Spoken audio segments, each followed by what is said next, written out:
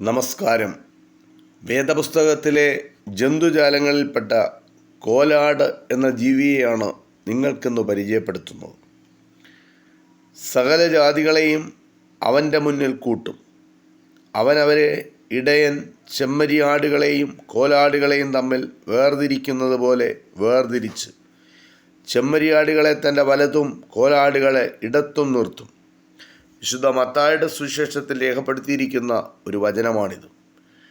അന്ത്യന്യായവിധി ദിവസത്തിലെ സംഭവങ്ങളെ ഉപമയുടെ സഹായത്താൽ ചിത്രീകരിക്കുകയാണ് ഇവിടെ ചെയ്തിരിക്കുന്നത്. രണ്ടിനം ആടുകളുടെയും സ്വഭാവവിശേഷങ്ങളാണ് ഈ വേർതിരിവിന് ആധാരം. സൗമ്യതയും ശാന്തതയും അനുസരണവുമുള്ളവരെ ചെമ്മരിയാടുകളായും അഹങ്കാരവും മുഷ്കും അക്രമവുമുള്ളവരെ കോലാടുകളായും ചിത്രീകരിച്ചിരിക്കുന്നു. കോലാടുകൾക്ക് തലയെടുപ്പും ബലവും തൻ്റെ ഇടവും ചെമ്മരിയാടുകളെ അപേക്ഷിച്ച് കൂടുതലാണ്. ആട്ടിൻകൂട്ടത്തിന് മുമ്പായി നടക്കുന്ന മുട്ടാടുകളെപ്പറ്റി ഇരമ്യാവ് പറയുന്നത് ഇങ്ങനെയാണ്: മൃഗങ്ങളിൽ വെച്ച് ശക്തിയേറിയതും ഒന്നിനും വഴിമാറാത്തതുമായ സിംഹവും നായാട്ടുനായും കോലാട്ടുകൊറ്റനും ചന്തമായി നടക്കുന്നു എന്നാണ് ശലോമോൻ രാജാവും പ്രസ്താവിച്ചിരിക്കുന്നു.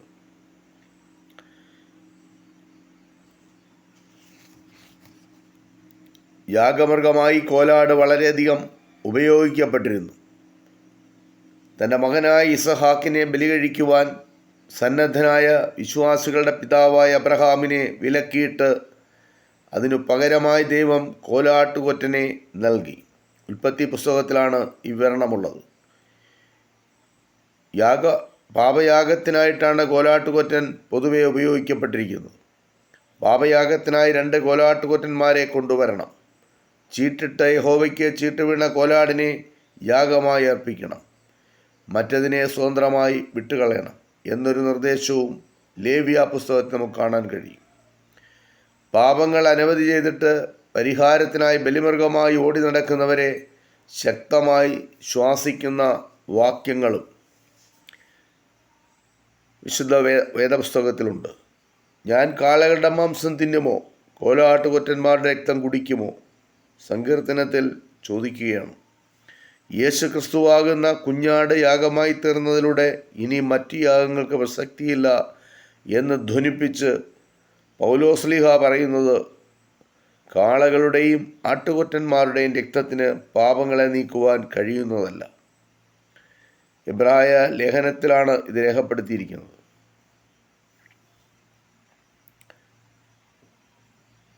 പിതാവിൽ നിന്ന് പ്രത്യേക അവകാശം കൈക്കലാക്കുവാൻ വേട്ടയിറച്ചി എന്ന വ്യാജേനെ ആട്ടിൻകൂട്ടത്തിൽ നിന്ന് 2 നല്ല കോലാട്ടിൻകുട്ടികളെ കൊണ്ടുവന്നു.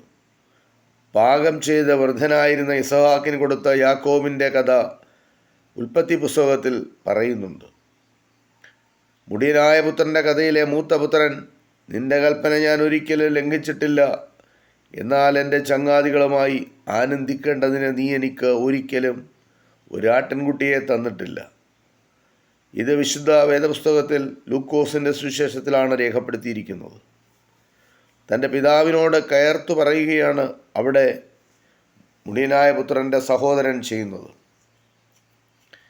ഇംഗ്ലീഷ് പരിഭാഷയിലും മൂലകൃതിയിലും കോലാട്ടിൻകുട്ടി എന്ന പദമാണ് ഈ സന്ദർഭങ്ങളിലെല്ലാം ഉപയോഗിച്ചിരിക്കുന്നത്.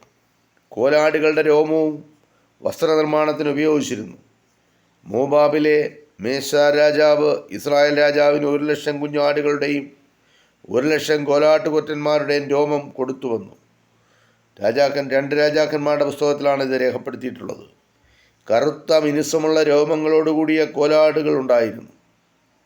അതിനാലാണ് സുന്ദരിയെക്കുറിച്ച് വർണ്ണിക്കുമ്പോൾ നിന്റെ തലമുടി ഗിലെയാദ് മലഞ്ചെരുവിൽ കിടക്കുന്ന കോലാട്ടിൻ കൂട്ടം പോലെയാകുന്നു.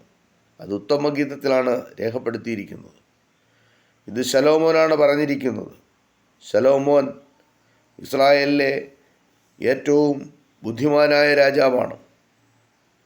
കോലാടുകളെ വളർത്തുന്നത് ഉപജീവന മാർഗമായിരുന്നു. കുഞ്ഞാടുകൾ നിനക്ക് ഉടുപ്പിനും കോലാടുകൾ നിലത്തിൻ്റെ വിലയ്ക്കും ഉതകും.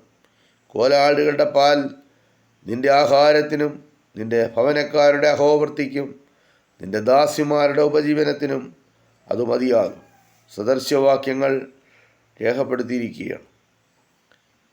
ഇത് സമ്പത്തിനെക്കുറിച്ചും പരാമർശിക്കുന്ന കൂട്ടത്തിൽ ശലോമോൻ പറയുന്നുണ്ട്. സാമർഥ്യമുള്ള ഭാര്യ ആട്ടുരോമവും ചണവും സമ്പാദിച്ച് താൽപ്പര്യത്തോടെ കൈകൊണ്ട് വേല ചെയ്യുകയും കുടുംബം പോറ്റുകയും ചെയ്യുന്നു. ലേവ്യ പുരോഹിതന്മാർക്കുള്ള പെരുമാറ്റച്ചട്ടത്തിൽ വിശുദ്ധ മന്ദിരത്തിൽ കടന്ന് ശുശ്രൂഷ ചെയ്യുമ്പോൾ അവർ ആട്ടിൻ രോമം കൊണ്ടുള്ള വസ്ത്രം ധരിക്കരുത് എന്ന് വിലക്കിയിട്ടുണ്ട്. വെള്ളം, പാൽ, വീഞ്ഞ് തുടങ്ങിയവ കൊണ്ടുപോകാൻ ഉപയോഗിക്കുന്ന തുരുത്തികൾ ആട്ടിൻ തോൽ കൊണ്ടുണ്ടാക്കിയ പ്രത്യേകതരം സഞ്ചികളായിരുന്നു. ആട്ടുകൊറ്റൻ്റെ വലിയ കൊമ്പുകളിൽ സുഷിരങ്ങൾ ഉണ്ടാക്കി നിർമ്മിച്ചെടുക്കുന്ന വാദ്യോപകരണമാണ് കാഹളങ്ങൾ. യുദ്ധത്തിനും ഒക്കെ കാഹളനാദം മുഴക്കുമ്പോൾ ഈ വാദ്യോപകരണമാണ് ഉപയോഗിച്ചിരുന്നത്. ഉത്തര നൈജീരിയയിലെ ഫുലാനി വർഗക്കാർ ഇന്നും ആട്ടിൻ കൊമ്പ് കൊണ്ടുള്ള ഊത്തുകുഴൽ ഉപയോഗിക്കുന്നുണ്ട്. ഇത് കോലാടിനെ പറ്റിയുള്ള വിശുദ്ധ ബൈബിളിൽ രേഖപ്പെടുത്തിയിരിക്കുന്ന ചില വിവരങ്ങൾ നിങ്ങളുമായി പങ്കുവച്ചു. ഇത് ഇത്രമാത്രം. നന്ദി, നമസ്കാരം.